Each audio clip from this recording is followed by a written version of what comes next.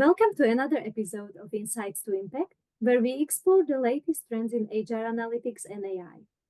I am Lucia, and today I am joined by Philip, our expert in people analytics. Philip, great to have you here. Thanks, Lucia, and welcome everybody. We will be discussing employee attrition, why it matters, historical approach to employee attrition, how AI and predictive analytics help, and why CHROs should care about attrition prediction. Plus, we will give you a sneak peek at our AI agent in action. So, Philip, can you tell us about historical approach to employee attrition? So employee attrition happens when an employee leaves an organization, and this can be for any reason. This is often different to employee turnover. So I think a lot of people use the term attrition and turnover sometimes interchangeably, but they have different meanings. So employee turnover measures all employment terminations. So that includes positions that are refilled by employees, whereas employee attrition refers to long-term vacancies or position eliminations, essentially. So the types of employee attrition, you have voluntary attrition. So voluntary attrition takes place when an employee chooses to leave a company on their own accord. And this obviously can be for a number of different reasons. And there's involuntary attrition. So involuntary attrition is when an organization makes the decision to part ways with an employee. Historically, HR has used this as quite a reactive lag measure. You know, when we look at this traditionally and report on it, it tends to have already happened. So obviously, we're kind of reacting to an event. So it's historically viewed as probably a very operational reactive measure. There are obviously more progressive ways now where we can actually start to look into the future around likelihood of people leaving. So, how does AI-powered attrition prediction actually work? There's essentially a number of proactive and predictive models and techniques that you could use. These are things like linear regression models, a common one. You can also use a random forest machine learning algorithm. And essentially, predictive models like this will take a lot of HR data, so from multiple different sources. So your core HCM or HRIS system, you know, looking at data like your performance information, your compensation, you can even take your engagement, survey data, learning information. So you imagine all of that siloed HR data we can kind of leverage, and essentially the model's able to detect patterns and flag employees who are at high risk of leaving or exiting the organization over the next 12 months, let's say. And it does that by understanding, well, what are the factors of why people stayed in the organization versus why they left? And essentially, it's able to flag, well, what are some of the key risk factors or characteristics of why people exited? And it's able to then map those kind of characteristics overlaid with your employee population. So people with a similar set of factors or flags obviously going to have high risk or likelihood of leaving associated with them. Let's maybe speak about why should CHROs care about attrition prediction. So HR leaders are under pressure to retain top talent and also plan workforce needs effectively. So what challenges do they typically face when it comes to the attrition? Yes, really great question. So obviously your chief HR officers and also your senior HR business partners, they often struggle with identifying early warning signs of attrition. As I say, depending on those traditional, very reactive operational measures, it's kind of already happened. So you're kind of scrambling on the back foot. So having a much more, proactive approach is really helpful. They also understanding the real reason why employees are leaving as well.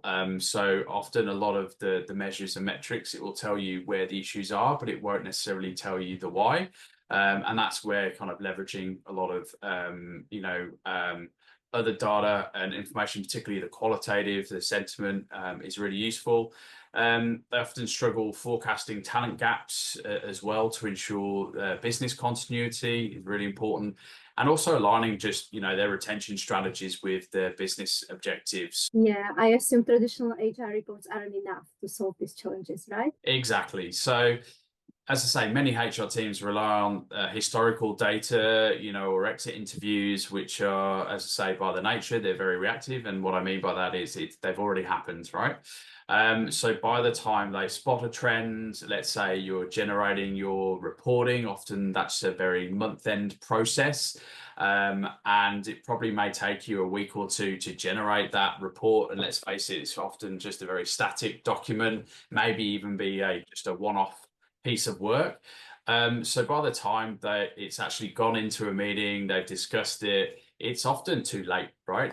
This is where I think, attrition prediction powered by AI really changes the game by providing real-time insights and ability to forecast who might be leaving before they actually do. Can you maybe share an example of how company used this to improve retention in the past? One effective example I've certainly experienced and worked with a previous organization was to use this in conjunction with their talent review process. So what they did is we ran this kind of algorithm to list all of your top performers, your high potential, and essentially put a risk factor against all of these employees that were flagged to say, well, what was the risk or likelihood of them leaving over the next 12 months? Would this be a significant cause for concern? So as an example, if we know that area is not going to exist in the future, there could be, I don't know, a merger acquisition,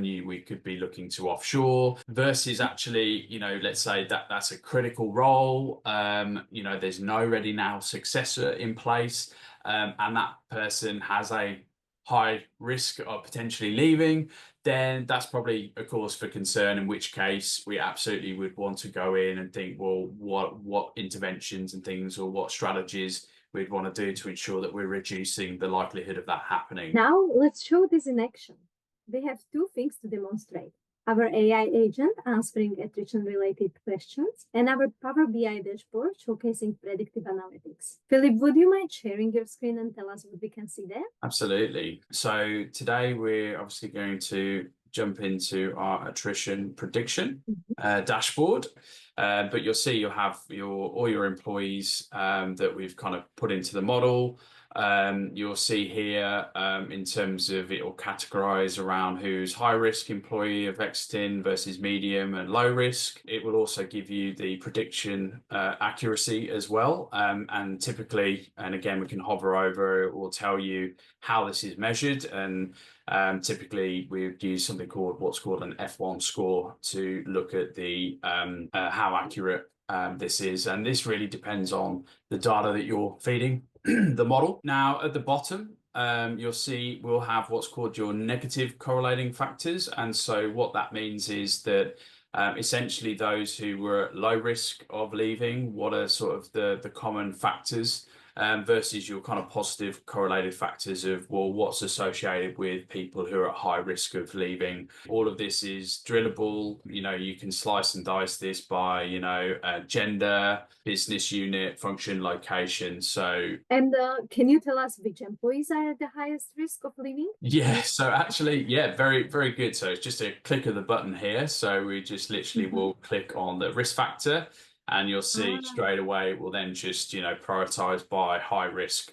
So you'll see somebody here, you'll have your risk probability versus kind of the risk factor.